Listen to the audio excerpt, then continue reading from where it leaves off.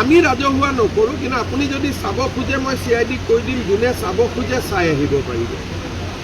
লুৰিণজ্যোতি গগৈয়ে বিচাৰিছে চোৱাৰ কাৰণে, CID-য়ে তেওঁক মাতি আনি দেখুৱাই দিব। আমিতো ৰাজহুৱা কৰিব নোৱাৰোঁ, কিন্তু যাতে মানুহৰ মনত কোনো সন্দেহ নাথাকে, কোনোবাই যদি চাব খোজে CID অফিচত গ'লে আগতে IGPৰ সময় লৈ গৈ চাই আহিব পাৰিব, আমাৰ কোনো আপত্তি নাই। কিন্তু ৰাজহুৱা কৰি যদি মই প্ৰকাশ কৰি দিওঁ, তেতিয়াহ'লে কোৰ্টৰ বিচাৰত সেইখনৰ কোনো ভেলু নাথাকিব। আমি ৰাজহুৱা নকৰোঁ, কিন্তু আপুনি যদি চাব খোজে মই CID-ক কৈ দিম, যোনে চাব খোজে চাই আহিব পাৰিব। লুৰিণজ্যোতি গগৈয়ে বিচাৰিছে চোৱাৰ কাৰণে, CID-য়ে তেওঁক মাতি আনি দেখুৱাই দিব। আমিতো ৰাজহুৱা কৰিব নোৱাৰোঁ, কিন্তু যাতে মানুহৰ মনত কোনো সন্দেহ নাথাকে, কোনোবাই যদি চাব খোজে CID অফিচত গ'লে আগতে IGPৰ সময় লৈ গৈ চাই আহিব পাৰিব, আমাৰ কোনো আপত্তি নাই। কিন্তু ৰাজহুৱা কৰি যদি মই প্ৰকাশ কৰি দিওঁ, তেতিয়াহ'লে কোৰ্টৰ বিচাৰত সেইখনৰ কোনো ভেলু নাথাকিব। আমি ৰাজহুৱা নকৰোঁ, কিন্তু আপুনি যদি চাব খোজে মই CID-ক কৈ দিম, যোনে চাব খোজে চাই আহিব পাৰিব।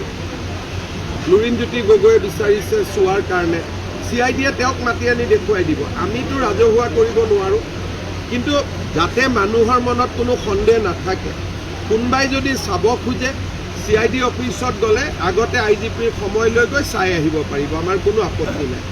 কিন্তু ৰাজহুৱা কৰি যদি মই প্ৰকাশ কৰি দিওঁ, তেতিয়াহ'লে কোৰ্টৰ বিচাৰত সেইখনৰ কোনো ভেলু নাথাকিব। This is completely depend on them. Assam গভৰ্ণমেণ্টেতো ছিংগাপুৰৰ পৰা আমি কাকো আনিব নোৱাৰোঁ, গতিকে তেওঁলোকৰ দেউতাক মাকৰ লগত আমি কথা পাতিম যে আপোনালোকে ল'ৰাক আনক, কাৰণ আমি ছিংগাপুৰত গৈ অসম পুলিচেতো কাকো ধৰি আনিব নোৱাৰে। সেইবাবে এটা ব্যৱস্থাৰ মাজেৰে আমি তেওঁলোকক আনিব লাগিব।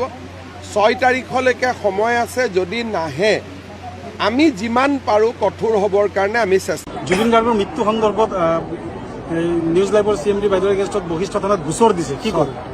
পলিটিক্সটো চবেই কৰি থাকিব, ময়ো আপোনাৰ ওপৰত এটা কেছ দিব পাৰোঁ, আপুনিও মোক দিব পাৰিব, কিন্তু এই সময়ত যেতিয়া সমগ্ৰ ৰাইজ আৱেগিক হৈ আছে, এই ঘটনাবিলাকক লৈ ৰাজনীতি কৰি থকাটো উচিত নহয়। ৰাজনীতিৰ যিটো সময় থাকে খুব কম সময় থাকে, আৰু এইবিলাক কেতিয়াবা মই দেখা পাইছোঁ যে অসমত এনেকুৱা এচাম ব্যক্তি আছে, যেতিয়াই কিবা এটা ঘটনা হয় নিজৰ নামটো কেনেকৈ পপুলাৰ কৰিব পাৰি। গতিকে এইবিলাক ঠিক ব্যৱস্থা নহয়, আৰু মই ভাবোঁ যে এইবিলাক ব্যৱস্থাই কাকো কোনো শান্তি নিদিয়ে, আৰু মই ভাবোঁ যে এইবিলাক ৰাজনীতিৰ পৰা আমি দূৰত থাকিব লাগে। জুবিন গাৰ্গৰ মৃত্যু সন্দৰ্ভত নিউজ লাইভৰ CMD বাইদেউৰ এগেইনষ্টত বশিষ্ঠ থানাত গোচৰ দিছে, কি কৰে? পলিটিক্সটো চবেই কৰি থাকিব, ময়ো আপোনাৰ ওপৰত এটা কেছ দিব পাৰোঁ, আপুনিও মোক দিব পাৰিব, কিন্তু এই সময়ত যেতিয়া সমগ্ৰ ৰাইজ আৱেগিক হৈ আছে, এই ঘটনাবিলাকক লৈ ৰাজনীতি কৰি থকাটো উচিত নহয়।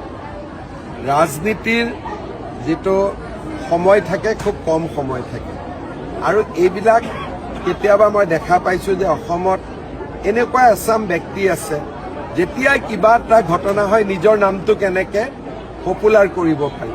গতিকে এইবিলাক ঠিক ব্যৱস্থা নহয়, আৰু মই ভাবোঁ যে এইবিলাক ব্যৱস্থাই কাকো কোনো শান্তি নিদিয়ে, আৰু মই ভাবোঁ যে এইবিলাক ৰাজনীতিৰ পৰা আমি দূৰত থাকিব লাগে।